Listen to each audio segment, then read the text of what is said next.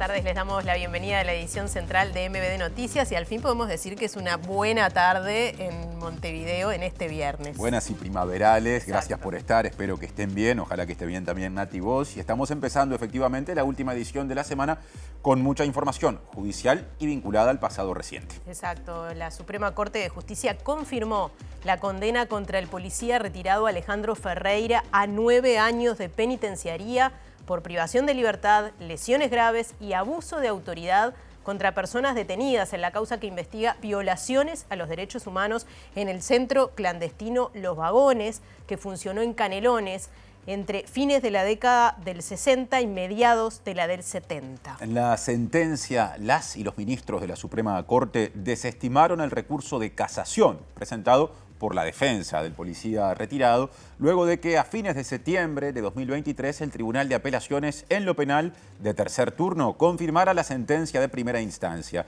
Se descartaron los argumentos de la defensa de Ferreira, quien intentó legitimar los allanamientos y se desvinculó de las torturas infligidas en el centro clandestino entre el 19 de julio de 1974 y el 28 de julio de 1976. Bien, tendremos el desarrollo de esta información, pero hay mucho más. Ya mismo repasamos los titulares de este día viernes, última edición de la semana.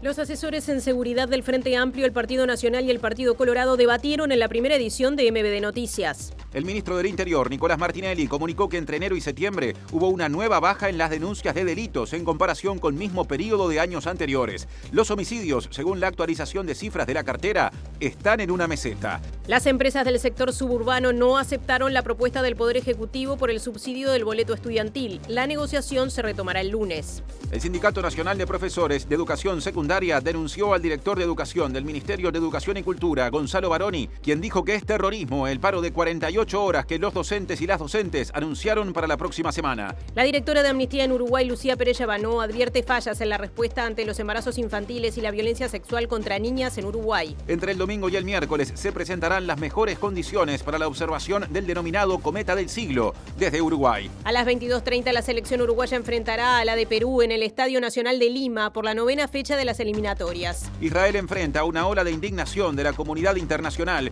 después de que sus fuerzas atacaran por segundo día consecutivo a los cascos azules de la ONU en el Líbano. En Perú, los gremios de transportistas que llevan a cabo un paro desde el jueves en Lima anunciaron que las manifestaciones continuarán al menos hasta este sábado ante el aumento del crimen organizado en ese país.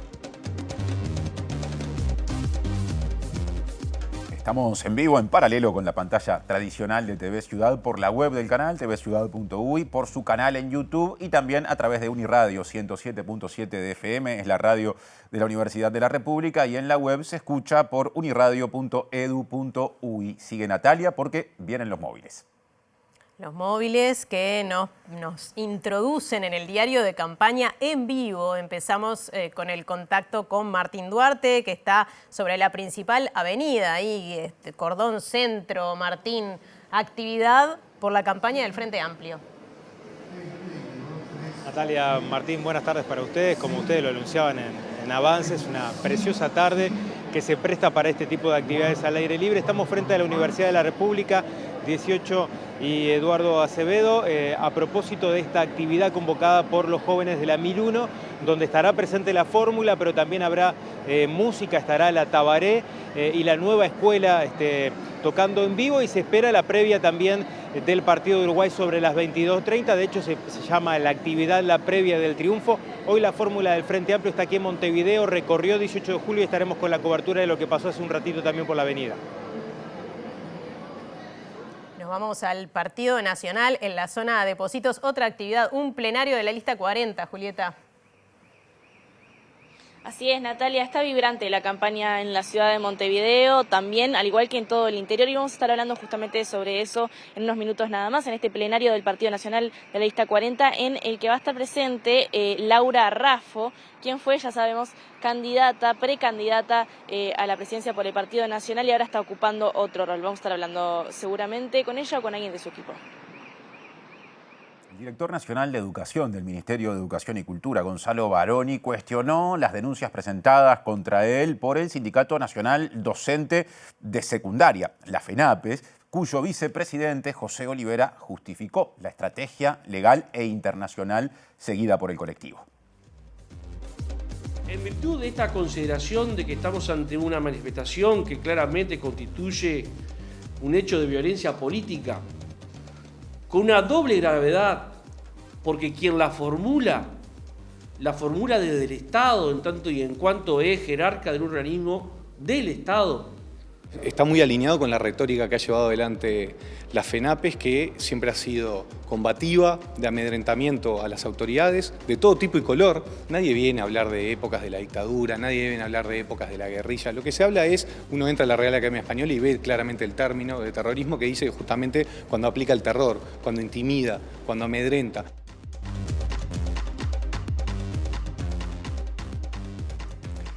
Comenzamos hablando de seguridad en el desarrollo de la información porque los asesores de seguridad del Frente Amplio, el Partido Nacional y el Partido Colorado debatieron en la primera edición de MBD Noticias. Se dijo muchas cosas, se podrán imaginar, porque aparte fue justamente una instancia de unos cuantos minutos, pero en líneas generales, desde el Frente Amplio, por ejemplo, se cuestionó lo hecho durante este gobierno en materia de combate al crimen organizado, y desde los partidos del oficialismo se defendieron algunas de las cosas hechas y otras que tienen que ver con la planificación de estrategias a futuro.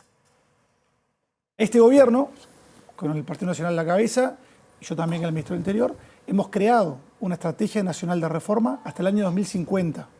La vamos a publicar después de las elecciones.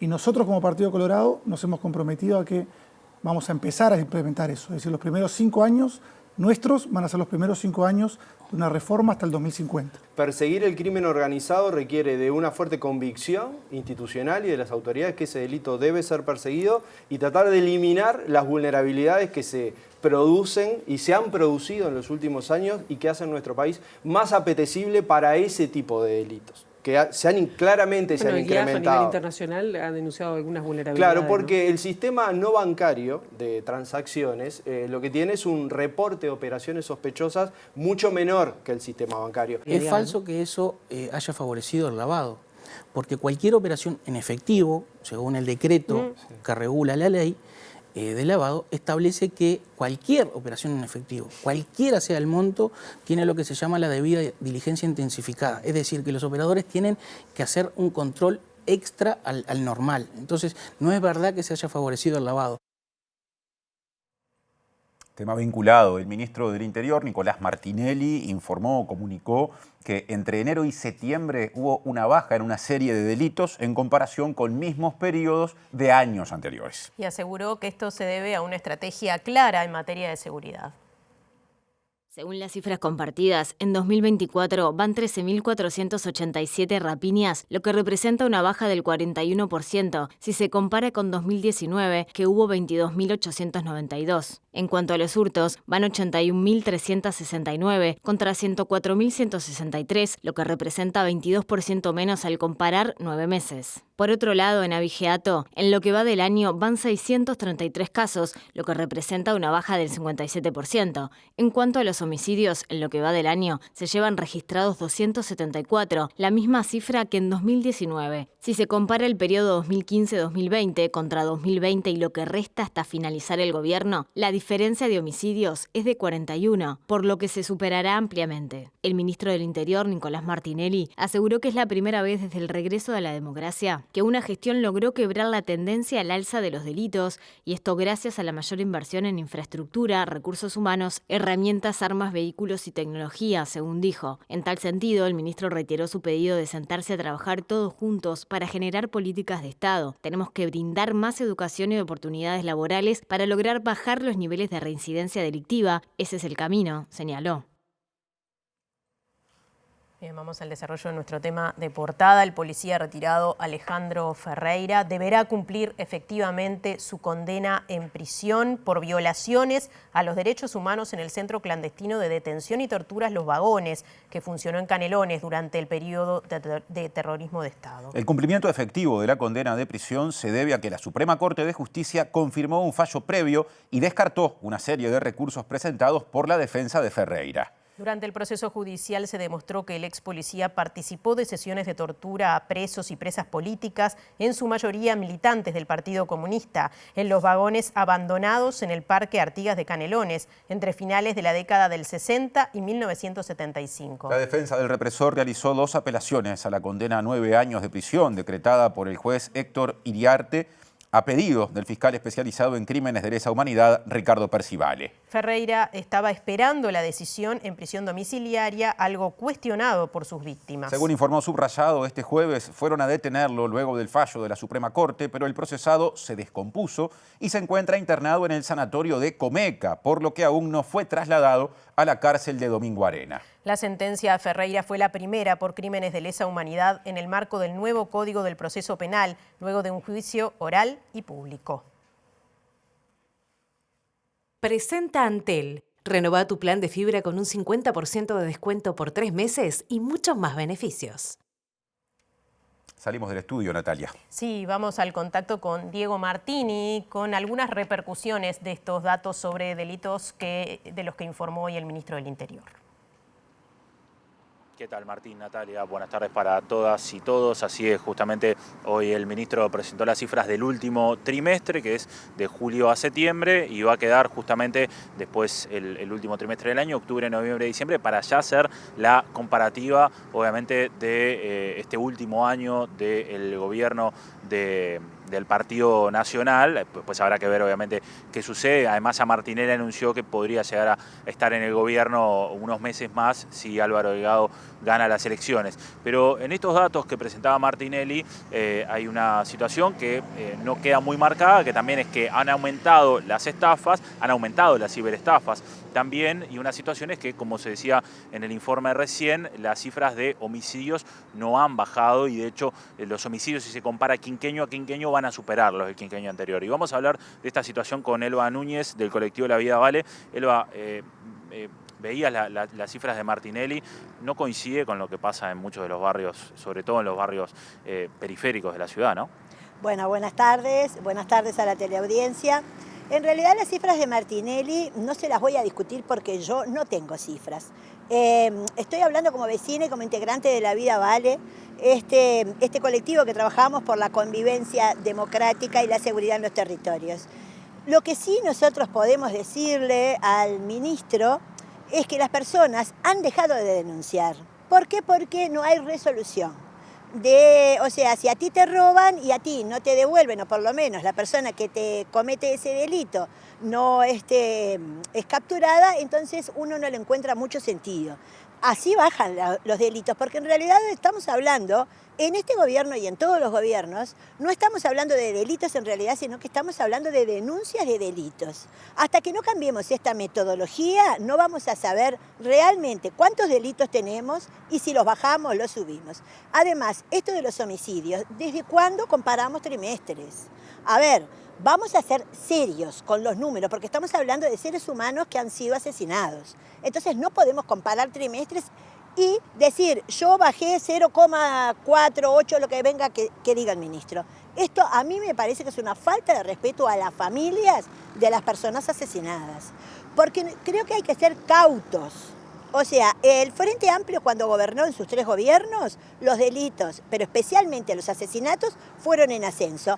En este gobierno, salvo la pandemia, también está pasando exactamente lo mismo. ¿No sería más redituable para esta sociedad uruguaya que se sentaran todos los partidos políticos a pensar en una política de Estado con la academia, con las organizaciones sociales, con vecinas y vecinos, que tenemos mucho para aportar porque nosotros conocemos el territorio, conocemos cómo funcionan las cosas y a veces las políticas y los políticos desde los escritorios no tienen mucha idea de la realidad en que vivimos nosotros.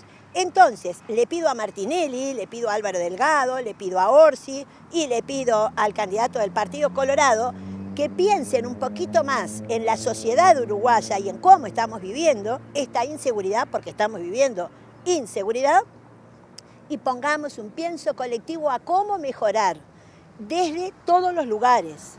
Partidos políticos, reitero, partidos políticos, sociedad civil organizada y academia, todos poniéndole un pienso colectivo para mejorar la calidad de vida de todos. Porque realmente, si no pensamos en rehabilitar, si no pensamos en el consumo problemático de sustancias, si no pensamos en la salud mental, si no pensamos en las personas que habitan calle, si todo esto no hace un combo de la convivencia, ¿qué es lo que hace la convivencia? A consultarte, ¿han notado en los barrios la presencia de estos interruptores de violencia que el Ministerio del Interior está con el apoyo del BID implementando? Son en 2 zonas de Montevideo puntuales que ellos eligieron para prevenir los homicidios sobre todo. Bueno, sí, los conocemos, se han presentado en cada una de las organizaciones que nosotros tenemos, en la IRTE Social, en el plenario de vecinos, están haciendo un curso en SACUDE que es de agentes comunitarios. Ahora, ¿a ustedes les parece que 2 personas caminando por el territorio pueden, ni que fueran Superman, pueden cambiar cuando alguien decide matar a otro o cuando a alguien se le paga para matar a otro? Es un poco complejo y es mucho, o sea, la prevención es multidimensional porque los problemas son complejos y a problemas complejos no existen las soluciones simples. Te voy a hablar, los allanamientos nocturnos. ¡Wow! Nos van a hacer. Mentira, no sucede. No suceden estas cosas, porque lo que nosotros tenemos en este Uruguay, y ahora no voy a hablar solo de la periferia, voy a hablar de todos los territorios, de todos los barrios de Montevideo y del interior profundo, tenemos inseguridad y no la vamos a solucionar con una bala de plata, la vamos a solucionar entre todos, cuando los partidos políticos, los políticos, como personas y ciudadanos de este país, se bajen, ¿no?, de ese lugar, dejen de tirarse homicidios por la cabeza y decidan trabajar en conjunto con nosotros, ahí hay una gran posibilidad de que las cosas mejoren en este país. Elba, muchas gracias. Por favor, un gusto. Volvemos a estudios, compañeros, entonces. Presentó Antel. Renová tu plan de fibra con un 50% de descuento por 3 meses y muchos más beneficios. De Pérez Castellano pasamos a Pocitos, reabrimos el diario de campaña y recibimos otra vez a Julieta Núñez Tomás. Adelante, Juli. ¿Cómo estás, Martín? Muy buenas tardes. Así es, estamos aquí con Laura Raffo. Acaba de llegar la cronista Laura Raffo en el acto de la lista 40. Buenas tardes, Laura. Consultarte en primera instancia, ¿cómo están llevando a cabo la campaña en la área metropolitana? Recién se hablaba sobre la importancia que le están poniendo y que están concentrando aquí de cara a la competencia con directamente el Frente Amplio, no tanto interna entre la coalición. La verdad que estamos haciendo una campaña muy intensa en todo Montevideo, Canelones y San José, con actos y plenarios donde nos repartimos todo el equipo para estar presente en todos los barrios, y además este domingo tenemos en Montevideo el Timbrazo 40. Vamos a juntarnos en cada una de las sedes de la 40, nosotros vamos a salir de acá de la sede del Ombú y vamos a estar durante 2 horas, 3 horas tocándole timbre en todas las manzanas de alrededor de las casas 40 para charlar con la gente, para entregar la lista. A su vez tenemos actividades en Canelones, vamos a estar en San Jacinto, en San Antonio, bueno, todo el equipo de Alianza País distribuido por todo el país para lograr esa mayoría parlamentaria tan necesaria el 27 de octubre. ¿Qué votación esperan específicamente de este sector, sobre todo teniendo en cuenta lo que ha sucedido a la interna del Partido Nacional con el herrerismo? ¿Cómo estás percibiendo tú, desde el lugar de hacer la campaña, el posicionamiento que va a tener la lista 40?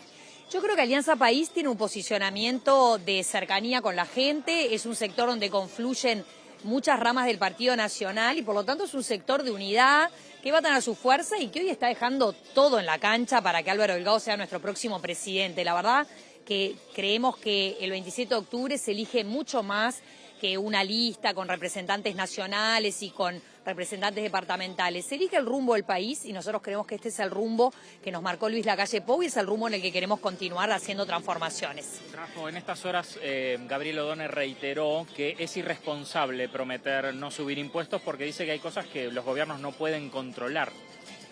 La verdad que opino totalmente diferente, O'Donnell. Es un compromiso del Partido Nacional no subir los impuestos, a tal punto, fíjense ustedes, la población es testigo, que vivimos la peor pandemia del siglo, 2 sequías y aún así este gobierno bajó los impuestos. ¿Y los bajó para quién? Para la gente que necesitaba que se los bajara, la gente que pagaba determinadas franjas de IRPF, como por ejemplo una enfermera que trabaja doble turno y que se ahorró 2.000 pesos por mes. Por ejemplo, una roticería de barrio que con los nuevos alivios tributarios para las pymes se ahorra 4.000 pesos por mes. Nosotros gobernamos para la gente laburante, para la gente que quiere salir adelante, no gobernamos para los Mayaboro, como dice la gran mentira del Frente Amplio. Así que es un compromiso y si O'Donnell no lo entiende así, será porque recuerda que en el Frente Amplio cada vez que se gobernó sí se subieron los impuestos. También, por ejemplo, Fernando Pereira recuerda que se quitó devolución de IVA y dice que se había prometido no subir los combustibles, pero se subieron. O sea, el Frente Amplio dice que este gobierno no bajó los impuestos. El Frente Amplio miente. Miente cuando dice, por ejemplo, Fernando Pereira que no se gobernó para los trabajadores. Este gobierno logró un máximo de personas ocupadas en el Uruguay a nivel histórico, 1.735.000 uruguayos con empleo.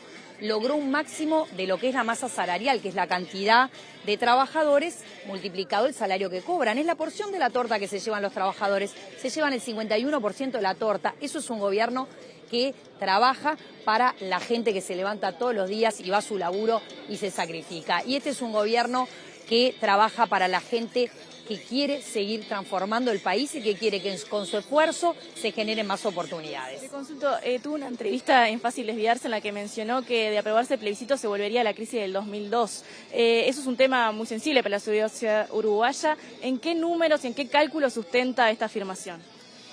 Hicimos referencia en esa entrevista a afirmaciones de O'Donnell, el candidato a ministro de Economía por el Frente Amplio, quien al principio declaró que no sería el fin del mundo que saliera el plebiscito y al día siguiente dijo que sería como llegar a la crisis del 2002. Lamentablemente es así, pero la enorme diferencia ¿cuál es? Que la crisis del 2002 no se podía evitar porque fue una crisis que vino de Argentina y rebotó en Uruguay. Esto sí lo podemos evitar. Por eso nosotros creemos que con responsabilidad todos los partidos políticos, el Frente Amplio incluido, deberían hacer campaña para que la gente no ponga la papeleta del sí blanca en el sobre votación el próximo 27 de octubre. ¿Están dispuestos a tener una conversación con el Frente Amplio en ese sentido? Nosotros hemos llamado a debatir sobre este tema con el Frente Amplio, por supuesto, y hemos invitado al Frente Amplio a que se una a la campaña que están haciendo todos los partidos de la coalición para decirle a los uruguayos que no incluyan la papeleta del sí blanca en el sobre votación porque generarían una gran crisis en el país. Estamos a tiempo de evitarlo. Es un auto que va a 200 kilómetros por hora, estamos a tiempo de decir frená, bajá la velocidad, ponete el cinturón y vamos juntos para adelante. En su última conferencia de prensa, donde el presidente se refirió al tema, dijo que en el caso de que ganara el sí, no es que iba a cambiar la realidad del país al otro día, por supuesto, dijo él. ¿Usted como economista qué piensa al respecto de eso? Creo que el presidente fue muy certero en sus declaraciones porque lamentablemente la crisis que se generaría es a partir del día siguiente y en un continuo de años y décadas, porque de a poco... Raffo, candidata al Parlamento por el sector nacionalista Alianza País, y agradecemos a nuestra compañera Julieta Núñez Tomás y el resto del equipo que estuvo presente justamente en esa actividad partidaria en Pocitos. Y ahora venimos a la zona más céntrica de Montevideo para hablar de otras actividades de campaña electoral. Martín Duarte reaparece. Gracias, Martín. Bueno, aquí todavía se está armando de alguna forma lo que es la actividad. Está previsto que en algunos minutos, estamos en 18 frente a la Universidad de la República, 18 de Eduardo Acevedo, en algunos minutos esté tocando la Tabaré. Sobre las 20:30 estará presente la fórmula del Frente Amplio de Yamandu Orsi y Carolina Cose. Sobre las 21 horas, Óscar Andrade, que lidera la lista 1001. Recordar que esta actividad de la previa al triunfo está convocada por los jóvenes de la 1001 y va a haber un cierre con la nueva escuela y a las 22:30 se va a proyectar el partido de Uruguay-Perú. Fórmula del Frente Amplio que en la jornada de hoy dedicó gran parte de la jornada a estar recorriendo algunas zonas de Montevideo. Sobre las 16 horas la fórmula estuvo recorriendo la zona de 8 de octubre y Pernas, donde recibió algunos reclamos de vendedores ambulantes. Y sobre las 17 horas la concentración fue en la explanada de la Intendencia y estuvo recorriendo desde 18 de julio y Germán Barbato hasta la zona de Plaza Libertad. Allí hubo un breve acto, un breve discurso por parte de Yamandu Orsi y Carolina Cose, donde se refirió a, bueno, en definitiva estas dos últimas semanas hay una actividad de puerta a puerta convocada por el Frente Amplio para el próximo domingo y se estableció de alguna forma los parámetros de diálogo, de arrimar gente, pero de alguna forma tratando de no evitar los choques y evitar justamente los enfrentamientos. De esta forma resumía Orsi el espíritu, por lo pronto, que están promoviendo para la actividad del próximo domingo. Nos dicen cosas de apoyo y también nos reclaman cosas e incluso planteos que son típicos del gobierno nacional y que nosotros los tenemos que asumir para cuando nos toque cuando nos toque estar en la tarea. Lo primero es entender que una campaña es también una fiesta. Y como una fiesta que es, tenemos que cuidar mucho de los métodos que se usan, de los insultos, de las descalificaciones. Nunca vamos a utilizar ese camino. Sabemos que hay muchas mañas por ahí, muchas cosas pasan, pero nosotros siempre vamos a elegir el camino que históricamente hemos recibido de nuestros referentes históricos, y no digo solo de mi Frente Amplio, sino también los referentes históricos del Uruguay. Voy a ser presidente de todos los uruguayos y no solo del Frente Amplio. Para eso necesitamos esa mayoría necesaria, pero también necesitamos tener los vínculos, y para eso se necesita no romper ningún puente, incluso y fundamentalmente en campaña electoral. La invitación es con respeto a la uruguaya, con reflexión, por el camino frente amplista de defensa de la democracia, a defender nuestro programa, a defender nuestras propuestas, a salir ahora por el voto a voto, a hablar con amigos, compañeros de trabajo, compañeras de trabajo, con el voto a voto para que a la mañana siguiente, el 27 de octubre, amanezcamos con la esperanza y con Yamandú construyamos el mejor gobierno del Frente Amplio que este país necesita. Y seguimos en el diario de campaña. Sí. Vamos a hablar de Cabildo Abierto porque se opone a que este mes comiencen las negociaciones por un segundo compromiso por el país entre los partidos de la coalición de gobierno. Esto es importante porque anoche, en un evento en el que estaba presente el líder y senador, cabildante y candidato a la presidencia Guido Manini Ríos, Pablo Mieres, candidato presidencial del Partido Independiente, llamó a iniciar ya esas reuniones. Sin embargo, Manini, hablando hoy con MBD Noticias, dijo que para él las reuniones eventualmente, y si se dan, deberían ocurrir recién después de las elecciones del 27 de octubre, siempre que haya balotaje. Manini Ríos justificó su respuesta afirmando que Cabildo Abierto tiene diferencias con sus socios de la coalición en 4 aspectos que considera prioritarios: la seguridad, la política de adicciones, el endeudamiento y el trabajo nacional. Por este motivo defendió la vigencia de su programa hasta las elecciones de octubre y concedió la posibilidad de negociar recién ante un eventual balotaje. Sus palabras van en contra de lo expresado anoche por Mieres durante la cena anual del Centro de Estudios para el Desarrollo, CED, en la que disertaron los 4 candidatos presidenciales de los partidos de la coalición de gobierno. Además de Mieres y Manini Ríos, también hablaron el nacionalista Álvaro Delgado y el colorado Andrés Ojeda. Fue Mieres quien durante su discurso llamó a que los equipos técnicos de los respectivos partidos comiencen el proceso de búsqueda de un acuerdo programático asociado al apoyo al candidato de la coalición que defina la elección con el candidato presidencial Frente Amplista, Yamandú Orsi, en un eventual balotaje. Según informó Montevideo Portal, en ese eventual ámbito de acuerdo programático, Agustín Iturralde representaría al Partido Nacional, Matías Bordaberry al Partido Colorado, Marcos Metola, Cabildo Abierto, y Javier Lacida, actual presidente del Instituto Nacional de Evaluación Educativa, al Partido Independiente. Orsi no estuvo en la cena del CED, en la que Mieres impulsó la idea de iniciar la coordinación programática oficialista. Desde el Centro de Estudios para el Desarrollo, que es considerado un think tank asociado a ideas liberales, se informó que el postulante Frente Amplista fue invitado a asistir en más de una ocasión. Ahora cambiamos de asunto porque desde el Sindicato Nacional Docente de Secundaria se defendió la doble denuncia presentada contra el director nacional de Educación del Ministerio de Educación y Cultura, Gonzalo Baroni, en respuesta a que Baroni poco antes había tildado de terrorista a la actitud de justamente la FENAPES de hacer un paro de 48 horas durante la próxima semana. Y el vicepresidente de la FENAPES, José Olivera, aseguró que la acusación de Baroni contra el sindicato es doblemente grave. La primera conclusión es que este constituye un hecho de violencia política deliberado e intencional. No solamente lo vertido a un medio de prensa constituyó este hecho de violencia, sino que otras declaraciones a medios de comunicación del mismo jerarca han ratificado y han profundizado estos elementos. En virtud de esta consideración de que estamos ante una manifestación que claramente constituye un hecho de violencia política, con una doble gravedad, porque quien la formula desde el Estado, en tanto y en cuanto es jerarca del organismo del Estado, es un funcionario público, donde además vemos con preocupación que ninguno de sus jerarcas ha corregido esta inconducta. También lo es en términos político-partidarios, porque es nada más ni nada menos que el principal o uno de los principales asesores en tema de educación del candidato Álvaro Delgado.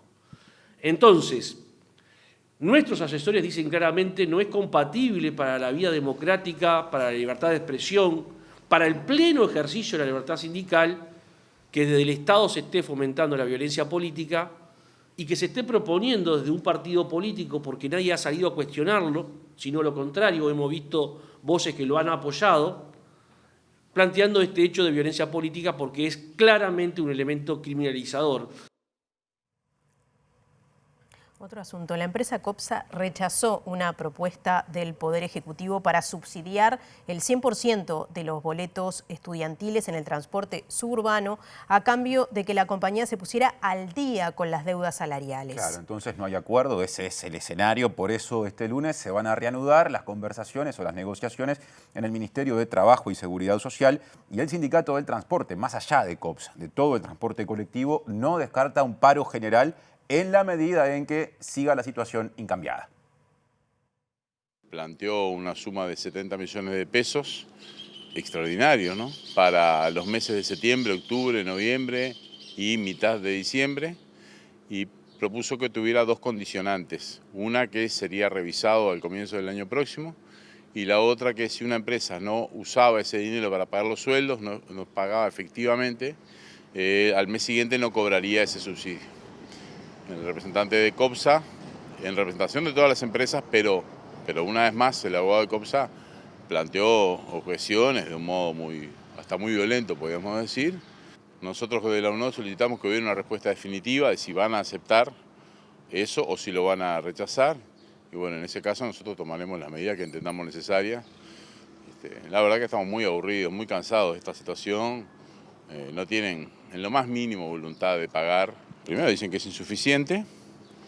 Ellos habían planteado que querían que fuera retroactivo al 1 de enero de este año, y en verdad lo sería, según la propuesta, al 1 de septiembre. Y además que no lo aceptaban con condiciones, que sea revisado a comienzos del 2025 y que además por escrito se comprometen a pagar los salarios o al mes siguiente no lo cobran. Eso es un pedido que hicimos nosotros de la UNOD. Entendemos que es imprescindible que ese dinero se use para esto, que no puede ser que una vez más la empresa reciba dineros muy importantes que son de la gente y no los use para lo que lo tiene que usar, que es pagar los sueldos de los compañeros. Ahora cambio de tema. En 2023 hubo 92 casos de niñas menores de 15 años embarazadas, según datos del Ministerio de Salud Pública que divulgó en las últimas horas Amnistía Internacional. En el marco del Día Internacional de la Niña, la organización relanza su campaña Son niñas, no madres, para concientizar sobre la vulneración de derechos que implica el embarazo a edades tempranas. Esta campaña, siempre nosotros decimos que pensar en los embarazos infantiles es como la punta del iceberg para hablar de otras situaciones de violencia sexual que muchas veces se esconden. Los datos indican que en el entorno de 90 a 100 niñas por año cursan un embarazo en edades tempranas. Y bueno, esto tiene varias implicancias para su vida, ¿no? Desde el punto de vista físico, ¿no? Cuanto más temprano sea un embarazo, mayores son los riesgos para la salud física, pero también para la salud emocional, psicológica. Y por supuesto esto tiene un impacto en su trayectoria vital, ¿no? En su educación, en su inserción laboral. En uno de nuestros informes nosotros planteábamos que son niñas no madres y hay que unir las piezas de la violencia sexual, ¿no? Entonces, siempre que aparece un embarazo en una edad temprana, hacerse la pregunta incómoda de qué es lo que hay detrás, ¿no? No presuponer, no naturalizar de que es un embarazo intencional, que es un embarazo o que hay relaciones sexuales consentidas detrás de ese embarazo o de esa sospecha de embarazo. Según los datos de estadísticas vitales del Ministerio de Salud, se registraron 92 embarazos en niñas y adolescentes menores de 15 años. Y bueno, tal vez podamos decir cuantitativamente, ¿no? No son tantos como en otros países, pero bueno, ¿qué es lo que hay atrás de cada uno de esos casos? Nos tiene que importar cada uno de esos casos porque en definitiva se trata de la vida de esas niñas.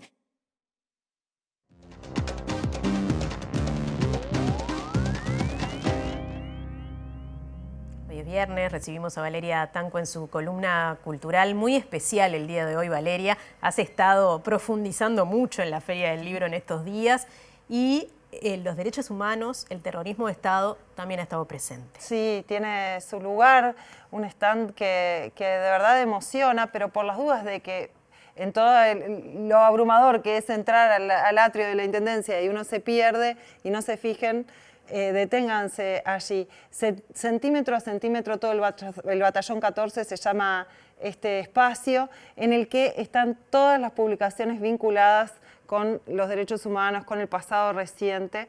Y en particular hay allí dos libros que se están estrenando de alguna manera en este marco.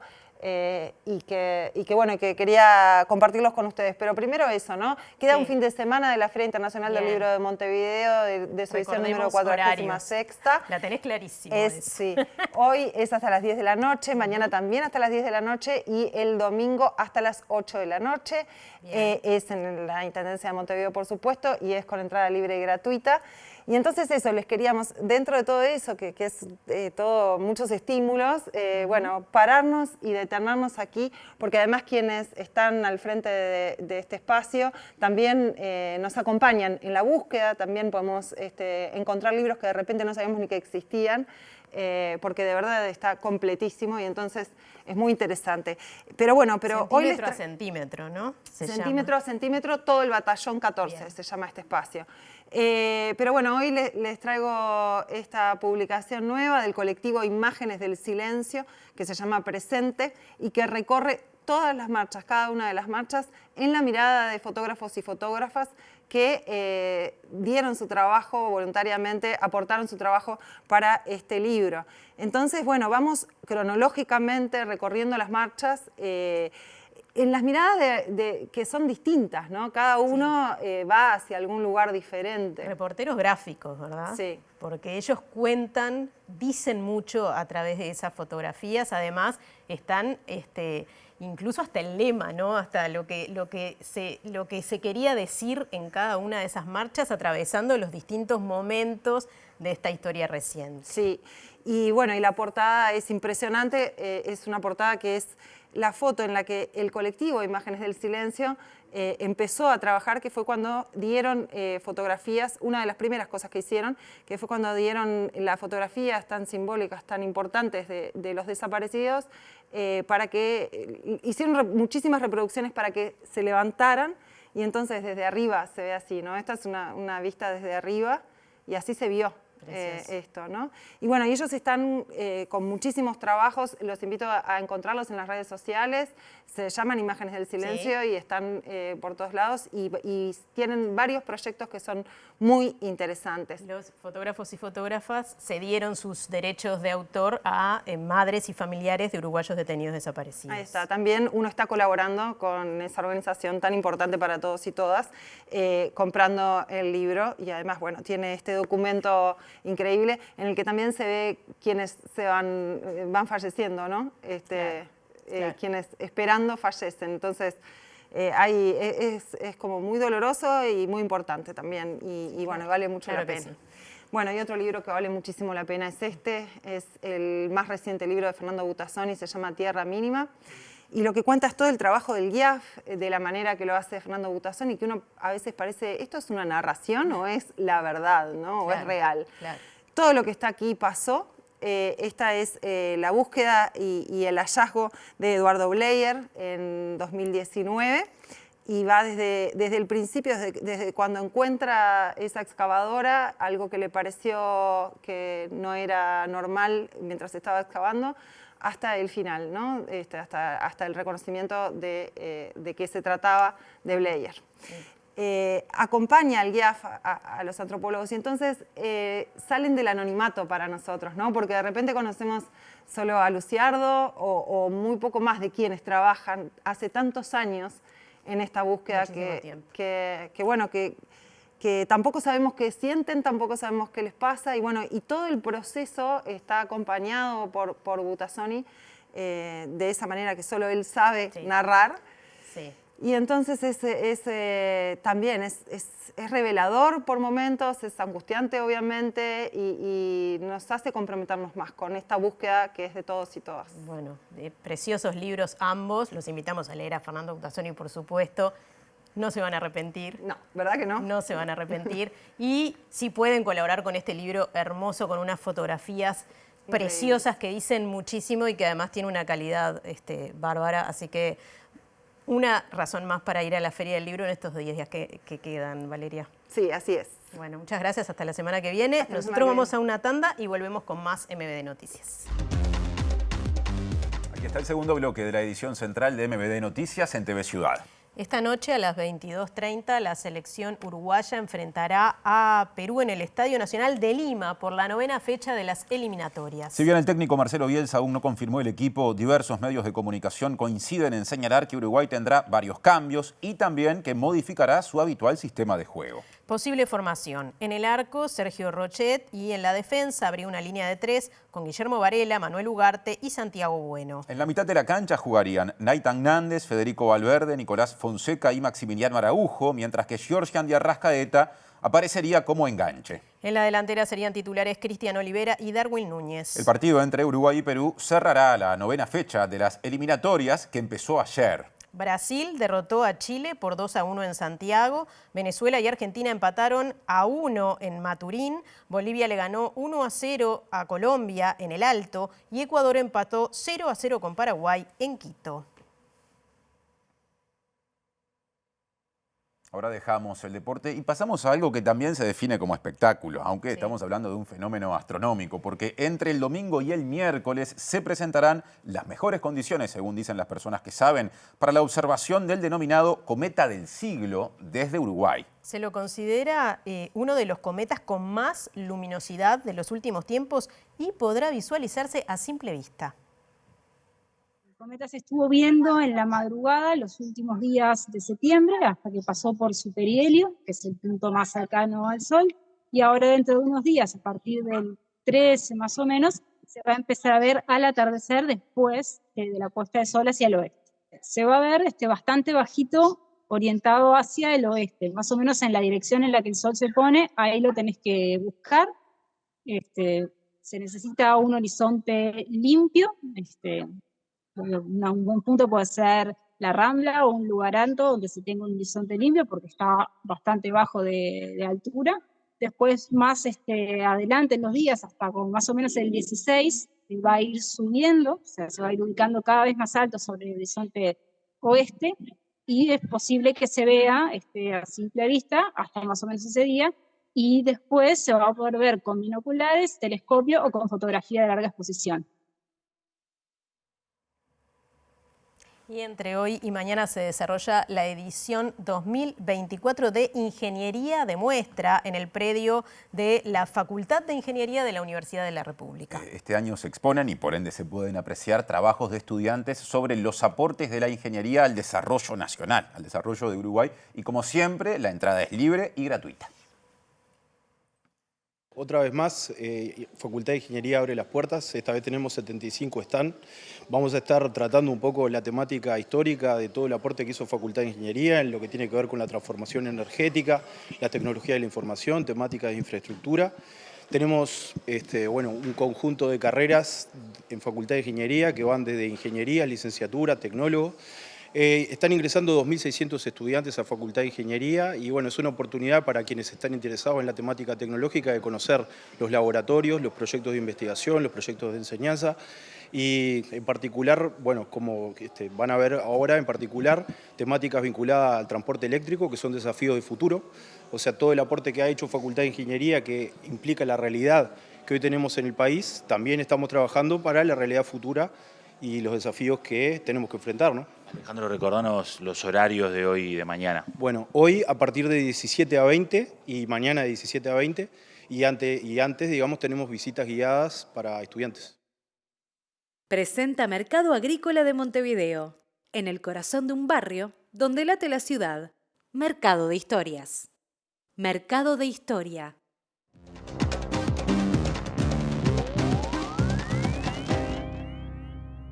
¿Qué tal? Buenas noches. Abrimos el capítulo internacional. Israel prosigue con su ofensiva en el Líbano y comienza a tener problemas, no necesariamente militares, desde el punto de vista de pérdidas por su parte, pero sí de algunos episodios que han generado una condena internacional, como por ejemplo que hoy atacara por segunda vez una dependencia, una base de Naciones Unidas en el Líbano, en el sur del Líbano, e hiriera a 2 soldados, algo que también había ocurrido ayer con lo que son 4. Esto ha generado respuestas de todo tipo de algunos gobiernos, de Naciones Unidas, del propio secretario general Antonio Guterres, que manifestó que es una verdadera violación al derecho internacional. Por otra parte, también el ejército del Líbano, el ejército regular, tuvo la muerte de 2 soldados y amenaza con desplegarse en el sur, más allá de que no puede hacer mucho frente a Israel. La fuerza de la ONU desplegada entre Líbano e Israel, la FINUL, informó este viernes que 2 cascos azules de Sri Lanka resultaron heridos cerca de la frontera con Israel, después que otros 2 efectivos indonesios resultaran heridos en la pasada jornada en un ataque que generó condenas internacionales. Francia, Italia y España emitieron una declaración conjunta en la que calificaron los ataques como una grave violación de las obligaciones de Israel, mientras que la Casa Blanca expresó su profunda preocupación. Italia llegó a mencionar la posibilidad de catalogar los incidentes como crímenes de guerra y Francia convocó al embajador de Israel para pedirle explicaciones. El secretario general de Naciones Unidas, Antonio Guterres, afirmó que el incidente constituye una violación del derecho humanitario internacional y la FINUL afirmó que estas acciones suponen un riesgo muy grande para las fuerzas de paz, mientras que el ejército israelí anunció que abrió una investigación en profundidad y dijo que disparó hacia una amenaza cerca de la posición de las fuerzas de la ONU.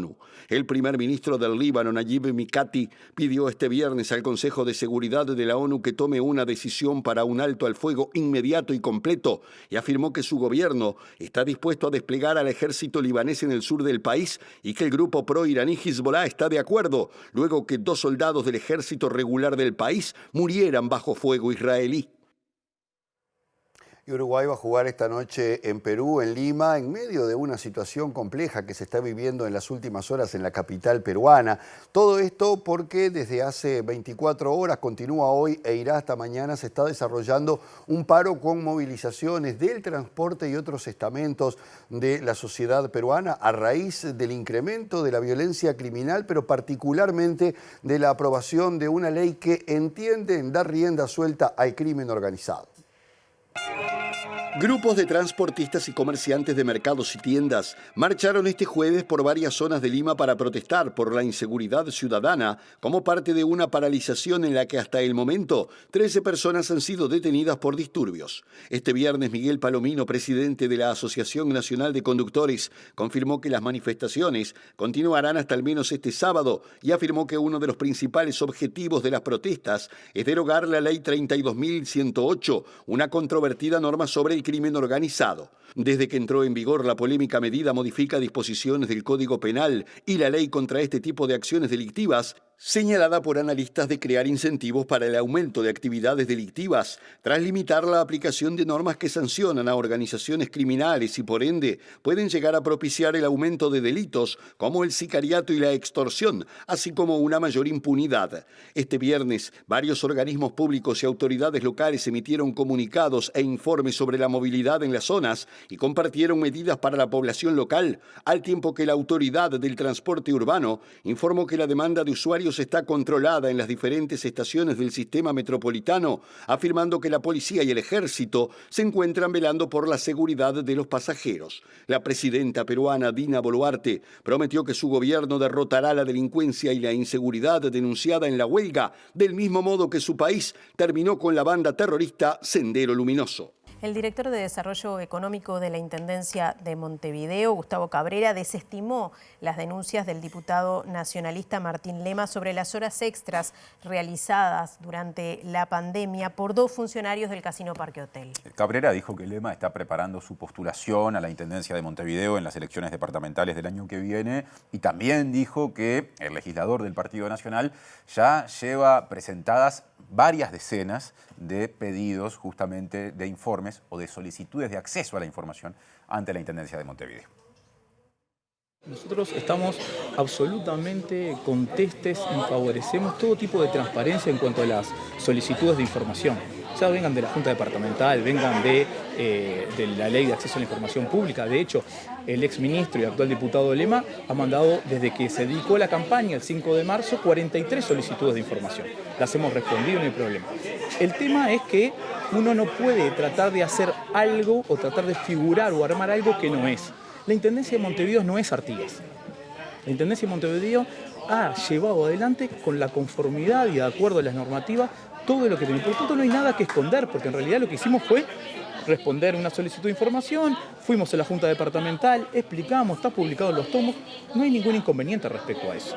El tema es que acá lo que tenemos que sacar son algunos temas que parecen que son los centrales. El tema central no es las horas extras de casino, el tema central no es si las veredas, si el plan ABC, el tema central es que el exministro Lema, ¿sí?, conjuntamente con el Partido Nacional, están en campaña electoral. Buscan generar un relato, un discurso, ¿sí?, que tiene que ver con sacar un rédito electoral. Ese rédito electoral tiene que ver con que el exministro quiere ser el candidato por la coalición de gobierno para ser futuro candidato a la Intendencia de Montevideo, busca, por otro lado, ¿sí?, tomar votos para octubre y, sin lugar a dudas, erosionar la fórmula del Frente Amplio.